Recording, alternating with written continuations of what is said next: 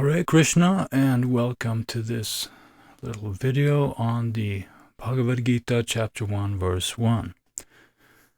We've already seen in part 1 how the words are divided into small chunks of phrases and clauses, and we also noticed that or we specified the actual function of each word. So now in part 2 we will be doing the actual recomposing and the actual rearranging of the clauses and the phrases so that they end up in a standardized Sanskrit order, so we can easier understand the grammar and the meaning of the words, how they hang together.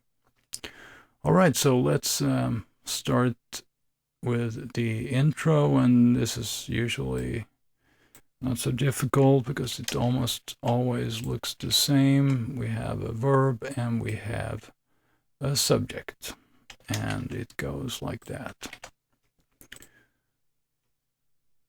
Alright, so let's go on to pada number 1, in which we have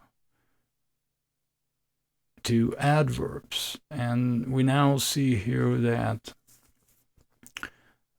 the yellow clause or the yellow phrase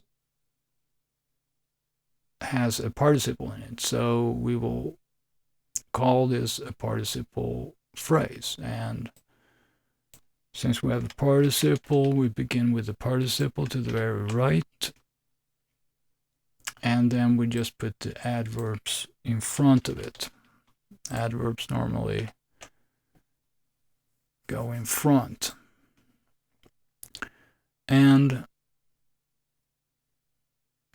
so we see here that the adverbs are in the locative singular, and that they are compounds, and that they are,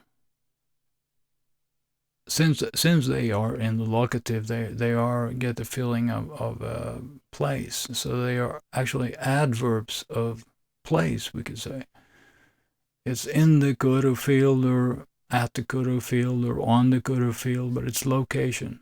So it's adverb of place, and that this works nicely together with the participle, because normally when you are assembled somewhere in particular. It's not that you just don't specify it, but normally, you have, like in the newspapers, if there is a summit with the politicians being assembled, it's you say it. It's either it's in New York or Washington or London or Geneva or wherever. So therefore, this being assembled is closely linked to the location that they are being assembled at. So this is why I chose to form a clause like this. I could have, of course, just done an adverb clause alone and then treated the participle separately on its own line or something like that. And the motivation then, of course, might be that, okay, since samavetah doesn't actually determine the case of any of these words in the adverbs here, it's not the locative is not a result of that being assembled sort of controls that word. So you could have said like that, so there's, from that perspective, there's no need of having them so close. But I think in terms of what they actually mean and how the meaning of the whole verse is going to be understood, then this makes sense to put them like that. All right, so the next one is we take the lonely adjective here, which I just paste in an adjective clause on its own, we could say, although it's just one word. And then what I'll do is I'll take the green phrase here, which is, we can say it's a noun phrase, where we specify, or is a nominal phrase or something like that. We specify the subject. And what is the subject? The subject is my ones and the pandavas. So it's, the subject is a group of two parties, namely my ones, referring to my kids or my sons or my relatives, and the pandavas. And of course, my ones is the akurvata sort of side of things. Okay, and so we have this noun phrase here.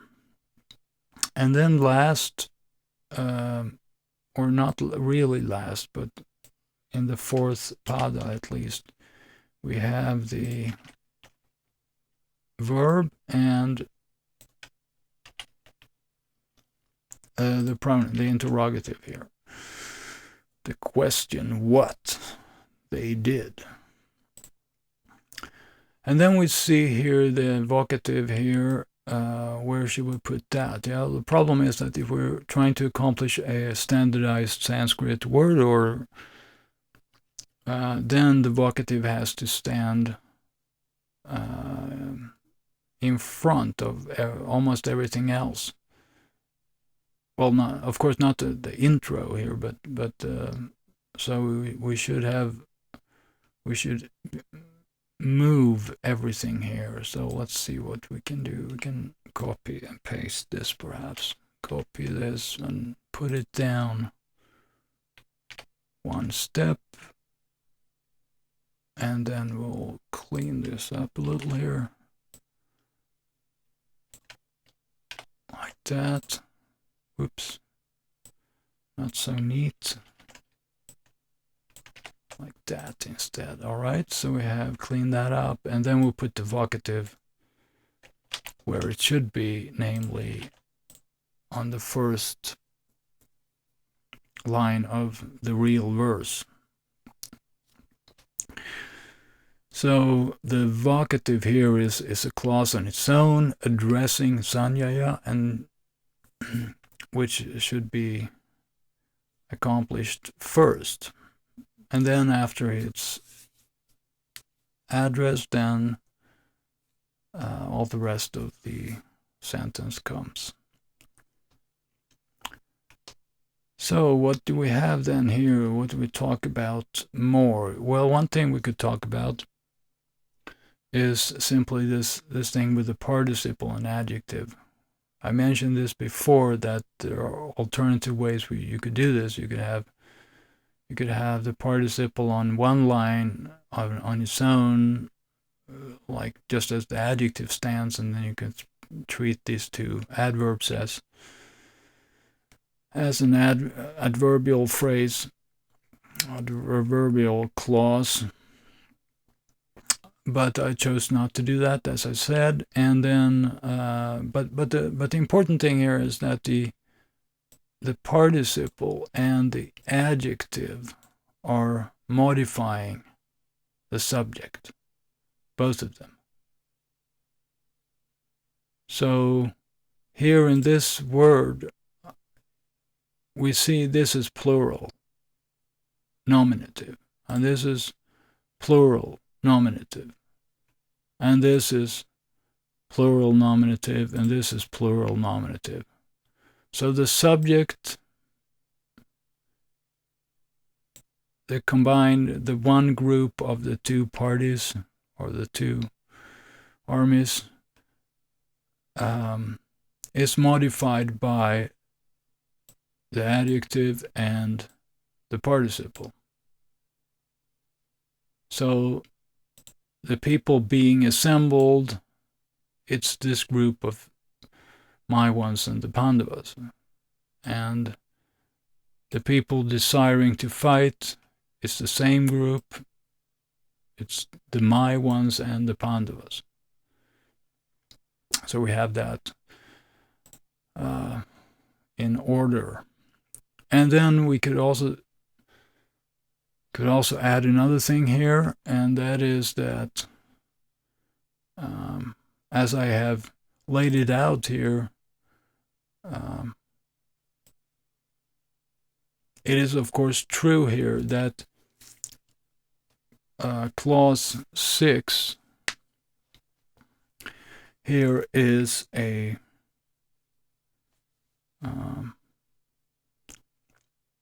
it's the main clause, right?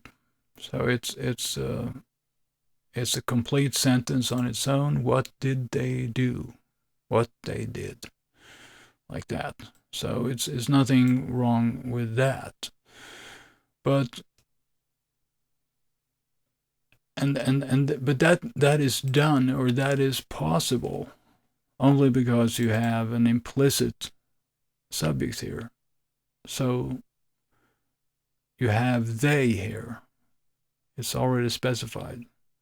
So in the verb there is an implicit subject, and so they did. But who are they? Well, it's the same subject as up here, of course. So it's my ones and the pandavas. So so what I'm trying to get at here is that this noun phrase actually is part of the main clause. So technically, perhaps it should be on the same line here. But I wanted to separate them and treat the noun phrase separately, because to get this whole idea of the conjunction here and everything, and the emphatic particle. And so, and in a similar vein, of course, the adjective and the participle could be understood as they could both be understood as adjectives. You could say the participle is an adjective also, and then you could treat and that they also should be within the main clause. And so in such a scenario, then the adverbs up here also were not perhaps in a clause of their own, and so you just sort of arranged it, everything after each other here.